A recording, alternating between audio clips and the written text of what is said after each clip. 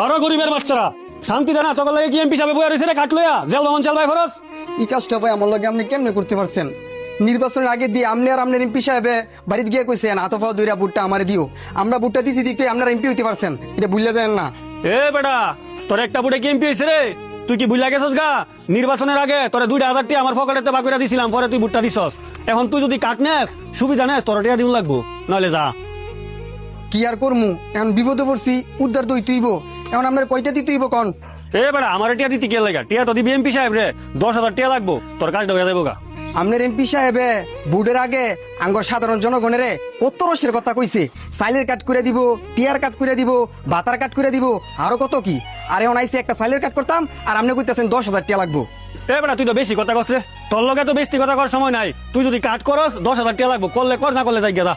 আচ্ছা এখন তো আমার কাছে টিয়া নাই, আমি বিকালে টিয়া লই, টিয়া নিয়ে আবার কাজ না হয়। আরে তুমি কি কও? আমি হইছে এমপি সাহেবের ডাইন হাত, এমপি সাহেব আমার কথাই উড়ে আসবো, তুমি টিয়া লয়ে মনে করবা তোমার কাজ হয়ে গেছে গা। আচ্ছা ভাই ঠিক আছে, আমি বিকালে টিয়া লইতেছি। ভাই আমি মনে হয় বেশি দিন আর আমনের দল থাকতাম না। থাকতা তিনা মানে তোরা কেটা কি কইছে আমার লগে খ।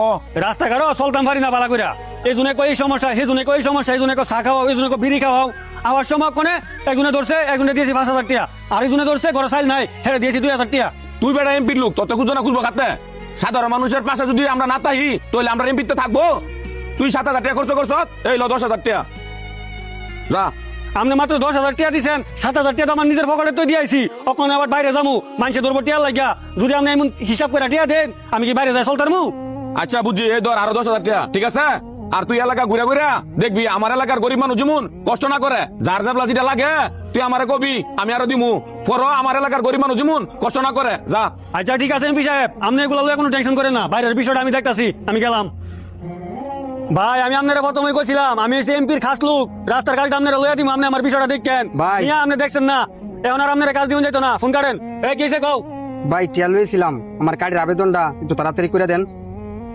আচ্ছা টিয়া তো 10,000 পুরো আনছো, তুমি মনে করো তোমার স্যালারি কার্ড হয়ে গেছে গা, 5 বছর করো ঘুমায় ঘুমায় স্যাল খাইবা, তুমি বাইর যাও। ভাই আমার বাড়িতে একটা ছাগল ছিল, ছাগলটা বিক্রি করে এই টিয়াটা আনছি, আমার কার্ডটা ভাই একটু তাড়াতাড়ি করে দিয়েন। এ ধরো তোমার টিয়া, তুমি মিয়া আমারে বিশ্বাস করো না মিয়া, এমপি সাহেব কমো তোমার কার্ডের মাঝে একবার লাল লাগ মেরা দিত, তুমি আর জীবনে কার্ডই পাইতা না মিয়া, যাও। আরে ভাই রাগ করেন কে লেগা, আমি তো কইছি আমার কার্ডের কাজটা একটু তাড়াতাড়ি করে দিয়ে। এসে যাও, তোমার কাজ হয়ে যাবে গা, তুমি যাও তাড়াতাড়ি।